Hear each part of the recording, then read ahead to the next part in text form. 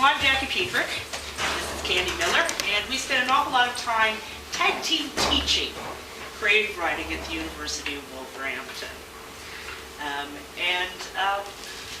We were actually kind of joking between ourselves that we don't have much to say because it's all been discussed. So we can go right in to the show and tell. But some of the things that we're confronting in Wolverhampton is the popularity of creative writing. And so we have a core module at level 1, which averages about 65 to 70 students in it. Okay. Ergo, the traditional workshop in a single room over a 3-hour period of time isn't possible. So I've used technology as a way of introducing and inducting students to creative writing, to using technology consistently and effectively in the creative writing classroom. But more important, I think, is as Ms. Hot. My students refer to me as Ms. Hot. It doesn't mean my appearance, obviously. It has to do with hands-off technology, is what it stands for. So I've always approached the use of technology in the creative writing classroom from a problem-based learning ground. In other words, you have a problem, too many students, not enough staff. What can I learn about technology that will help make the learning experience more positive for students? So we've got feedback-hungry students who approach, I think, creative writing from the misconception for me as a compositionist and a rhetorician that writing is a solitary, isolating experience.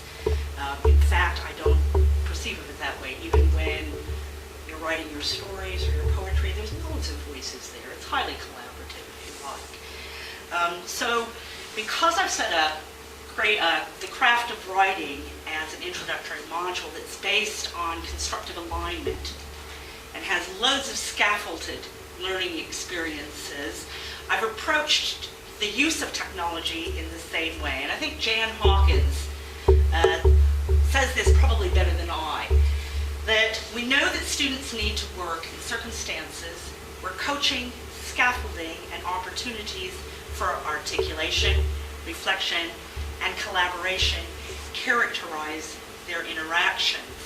So I've kind of used that as the beginning point, as my pedagogical underpinning. And I dog paddled along with the students. Rosie's already introduced you to Wolverhampton Online Learning Framework. But we've got first years. These are pups. Many of them are beach boys and beach girls who have been surfing for a long time. So they're a lot more technologically savvy and capable than at least I am. And I'm banking on that, okay? So I've set up critique circles. If you surf the net, you will find that there are all sorts of online critique circles and critique groups. Many of our students have never experienced this. So I'm borrowing that idea from what's already out there. And what I've discovered is that I can use critique circles as a way of engaging students in genre awareness and perhaps writing styles. It's also a way to use the student text as models for writing processes and the way that other students handle acts of creation, if you like. I also use forums. And what you will see is loads of playful experiments because I don't tell them what to do on it. Candy started a thread, we let it go, and it became their community. It's a way for them to begin to develop an identity as a writer and to begin to develop a creative writing community, as well as sharing their discoveries. So let's go on to the more interesting stuff. Let's make sure I'm on there. Watch this. Fresh.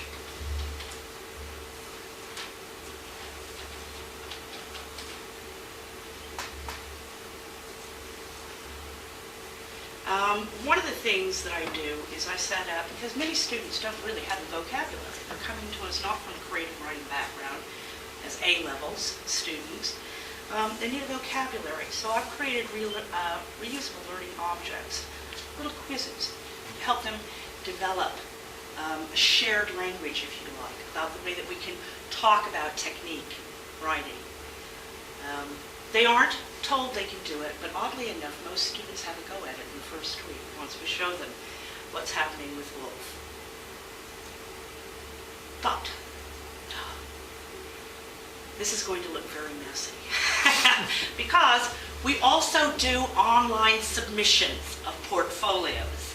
So what you're seeing here with the work groups are individual portfolio submissions. Okay? What I'd like to show you are the critique circles. And I'll show you one that works first, okay? Because not all critique circles are created equal. Oops, sorry, wrong one. And each student will submit samples of their writing as you do. Okay, so you've got loads of work here. And they're encouraged, we give them a deadline, we say, get it up there by Monday at 12 o'clock so that we've got time, you know, your peers have got time to give you feedback. And they're very good at giving feedback. To work. So for example, we coach them. Students don't know how to critique each other's works. They don't have the language, the linguistic skills, oftentimes don't have the knowledge. So part of what we want to do is to induct them and introduce them to these things. And we give them two very simple prompts for their feedback. Number one, what is it? And if you can't say what it is, have a go at saying what it isn't. So in some cases you'll see, well, it's not fantasy, it's not science fiction, it's not a poem, because we are working with a short story form. The second thing is we ask them to tell the writer how it's been done or how it works. And so you're seeing a sample of this. Okay, and these are on the forums.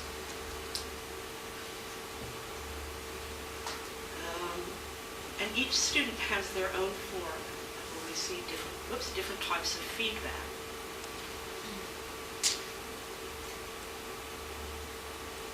Okay. Now beyond that, there's the one that works. I'll give you one that doesn't.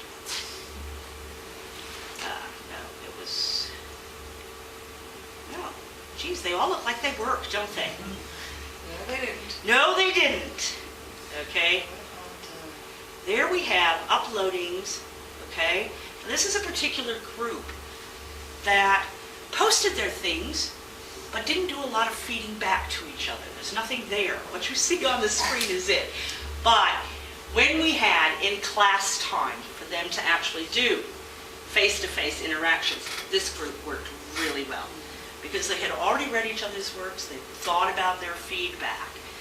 So even the ones that didn't appear to be working online, when we set them up in this classroom in their little groups and clusters, there was opportunity for them to interact with each other and give feedback in a way that was very useful. The other thing, I will quickly, no. See what I mean by hands-off technology? Is that we created a student folder. And students could actually put in their own work that was outside of class. And you will see that we have got loads and loads of extracurricular writing that they're doing and posting. So they're starting to understand that writing isn't just for them. It's for readers. I will take you to the forum, hopefully. Now, see what I mean by hands-off technology. You have to close that. No, here we go. I have to close this one before I can go into a forum. No, maybe no. There it is. Okay, we started it off. Okay, Candy started it. And that was, you will see, on the 10th. By the 12th, a student already created their own thread, okay? And they actually started writing their own little 6-word stories based on something that we had brought up in class. And we have numerous other threads where people are trying to write their own reviews. Okay? And then we get the personal in there, talking about it. We also have experiments with writing, if I can find it, with actual technique and working with dialogue, beginning to develop those writerly skills of observation. And then, of course, the usual questions. Where the heck do I put things on this monster? Okay? Can I help? And you will also find that we have writer's tips. There's advertisements about book signings, book shows, whatever it is. Theirs. We just let them go. Candy and I dip in and play with them. Okay? Now I'm going to show you what it looks like after 3 years or after 2 years. This is their first module, and Candy's going to show you their last. There you are, my sweets. Yeah. So by the time our creative writing students get to level 3, we expect them to be confident book users. And despite what Gerlambo said, generally they are, even those who come as technophobes. Usually by the time they get to level 3, they're fine with it. So we not only expect them to swim in the virtual pond we've created, largely without tutor assistance, but we also use technology now to ensure that they are going to respond to peer work in a virtual environment, that they will use this experience then to build, and eventually at the end of the module, that's around about week 11, 12, they will actually get into an actual workshop environment and be useful to each other. That's when we split into smaller groups. And on this particular module where I'm teaching with Rosie, we divide this into more traditional workshop. And they work very well, but we think because by that stage we have taught them how to be useful to each other. The tasks that happen here range, let me show you, well, first of all, let me tell you that I don't tend to use group folders with this group. I go straight into forum, and there is a good reason for that.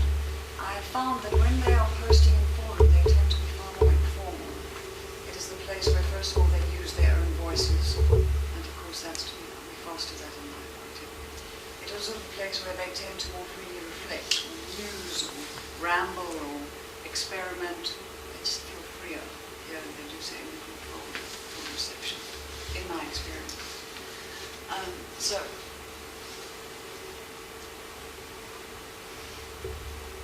show you the sorts of things we have. But if I could. It's down the bottom.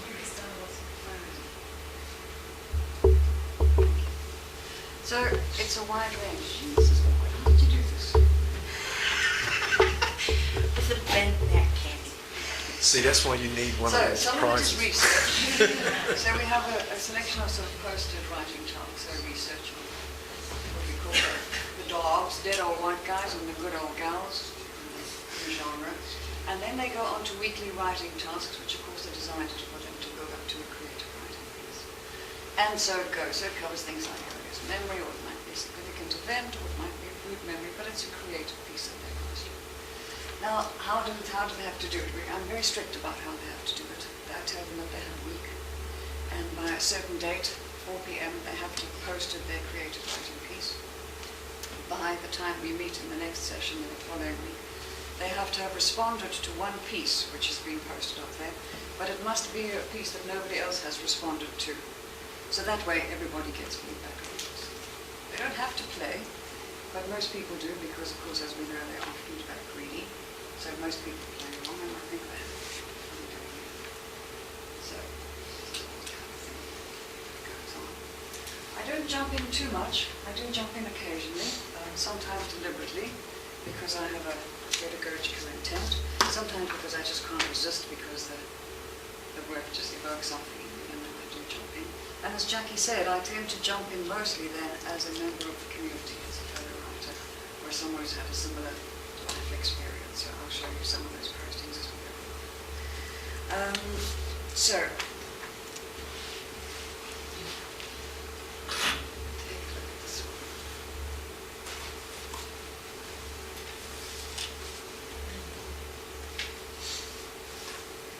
It's the reeds, it's the threads I'm interested in here. Right, this student posted, I'll tell you about these pictures in a minute. They're also part of the story. The student posted a life writing piece which she had written with lots of experimentation in terms of font and type size and that sort of thing. And she'd done some inventive things with the way it looked on the page. She attached it as a document. She didn't create it here in Forum.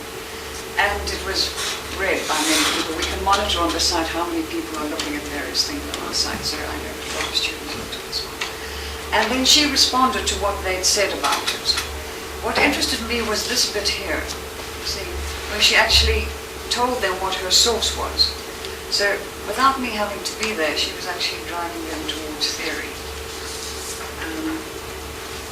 Another thing I'd like to show you then is another one that evoked. Tell me if you spot baked beans. There we go. Okay, this was a posting about an early food memory, and she spoke about why she hated baked beans. I jumped in to demonstrate that I responded as a fellow writer. I jumped in with that, and then a whole thread sort of jumped up about baked beans, and it became very interesting because it actually there was a lot of talk about the language, the kind of language the student has used. So they're doing exactly what you want creative writers to do, really. Let me show you something else. When I'm trying to, there was something called CVs. Tell me who spotted it. You're really on top. I do try to embed into this thing sort of structured learning. There is a purpose, I hope, to the use of technology. And of course, with life writing, I ask them to post up a profile of themselves very early on in the module. It's their first weekly task. And in so doing, they have to reflect, of course, upon the difficulties of representing the self. So they do this both textually and, of course, visually, because I do ask them to post up an image of themselves. Our virtual learning environment allows you to put up some representation, visual representation. So they do all sorts of things. They decide if they actually want their mugs there or if they want something that represents themselves. And then they, of course, are keeping a writer's log, which is part of their assessment. So in that, they reflect upon why they chose what they chose and what the difficulties are and how might it be perceived. And you can see how it works for life writing. So this particular person happens to be a postman. Is his day job, so he's a part-time student. And here he actually reflects upon the fact that it's like a CV, which is all very sort of relevant stuff. And then I will sometimes then jump in and direct it. Now, other interesting ones, I'm going to go back to baked beans and show you how else they discover theory, which is the bit that I jumped on.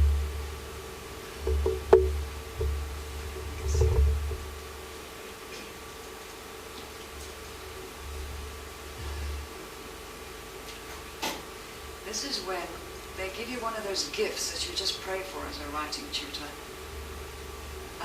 When they stumble across theory, and all along they thought they couldn't do theory, it was far too difficult for them, and then suddenly when theory becomes contextualized, they realize it's relevant, and they get it entirely. So, this was the one about reader response theory, and that allowed me in the following week to then introduce them to reader response theory project.